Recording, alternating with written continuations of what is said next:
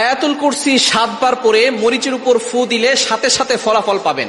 আয়াতুল কুরসি হচ্ছে পবিত্র কোরআনুল কারীমের ভিতরে সর্বশ্রেষ্ঠ আয়াত। আয়াতের ভিতরে সর্বশ্রেষ্ঠ আয়াত হচ্ছে আয়াতুল কুরসি। এটা পবিত্র কোরআনুল কারীমের 3 নম্বর পারার 1 নম্বর পৃষ্ঠার 8, 9, 10, 11, 12 নম্বর লাইন, সূরা বাকারার 255 নম্বর আয়াত। এই আয়াতের ভিতরে অনেক ফজিলত রয়েছে। এই আয়াতটি হচ্ছে জিনদের সবচেয়ে বড় মহা ঔষধ। অনেক সময় দেখবেন দুষ্ট জিনরা মানুষের উপরে আসর করে থাকে। এটা করে কি করে না? অনেক সময় বদনজর লেগে যায়, অনেক সময় ব্ল্যাক ম্যাজিক করে, জাদুটনা করে, কুফরি কালাম করে। এই কারণে কিন্তু মানুষ অসুস্থ হয়ে যায়। দিন দিন প্রত্যেকটা ঘরে ঘরে জাদুটনার সমস্যা বেড়ে যাচ্ছে, ব্ল্যাক ম্যাজিকের ছড়াছড়ি হচ্ছে। নবীজি সাল্লাল্লাহু আলাইহি সাল্লামকেও জাদুটনা করা হয়েছিল। সুতরাং আয়াতুল কুরসি আপনি অবশ্যই পড়লে ভালো ফলাফল পাবেন। এবং আয়াতুল কুরসি নবীজি সাল্লাল্লাহু আলাইহি সাল্লাম নিজে জানিয়ে দিয়েছেন, এটার দ্বারা শয়তান থেকে মুক্তি পাওয়া যায়। এবং আয়াতুল কুরসির অনেক ফজিলত রয়েছে।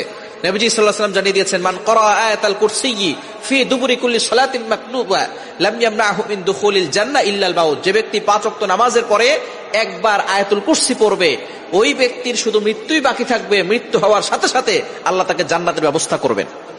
শুধু তাই নয়, নবীজি সাল্লাল্লাহু আলাইহি ওয়াসাল্লাম আরো জানিয়ে দিয়েছেন, ওয়ালাউ দাইফান, যে ব্যক্তি একবার আয়াতুল কুরসি পড়বে, আল্লাহ পাক রব্বুল আলামিন তার জন্য 70,000 ফেরেশতা নিযুক্ত করবে। এই 70,000 ফেরেশতা তাকে সব সময় প্রটেক্ট করবে, হেফাজত করবে। আপনি যখনই ঘর থেকে বের হবেন, আয়াতুল কুরসি পড়ে বের হবেন, 70,000 ফেরেশতা আপনাকে প্রটেক্ট করবে, হেফাজত করবে।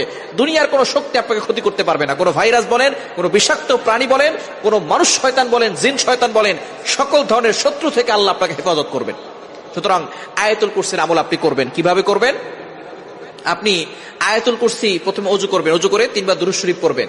আয়াতুল কুরসি 7 বার পরে একটা মরিচে ফু দিবেন। মরিচে ফু দেওয়ার পরে ওই মরিচটা আপনি একটু আগুনে পোড়ানোর পরে সেখান থেকে একটা ঘ্রাণ আসবে। এই ঘ্রাণটা যদি কাউকে জিনে ধরে অথবা কাউকে জাদু করা হয়, জিনে ধরার পরে ওই মরিচটা যদি তার নাকের সামনে নিয়ে যান, তাহলে দেখবেন একটু ঘ্রাণ দিলেই সেই জিন সেখান থেকে চলে যাবে, তাকে আর আসর করতে পারবে না। এবং যদি কারো বদনজর লেগে যায়, তার নাকের সামনে একটু ধরবেন, দেখবেন তার বদনজর দূর হয়ে যাবে। এবং আপনি অবশ্যই এই ধরনের সমস্যা হলে শরীর বন্ধ রাখার চেষ্টা করবেন। আয়াতুল কুরসি আর 4 কুল, সূরা কাফিরুন, সূরা ইখলাস, সূরা ফালাক, সূরা নাস, এই 4টা সূরা দিয়ে এবং আয়াতুল কুরসি পড়ে বুকে ফু দিবেন আর হাতে ফু দিয়ে পুরো শরীরে মাসাজ করবেন। শরীর বন্ধ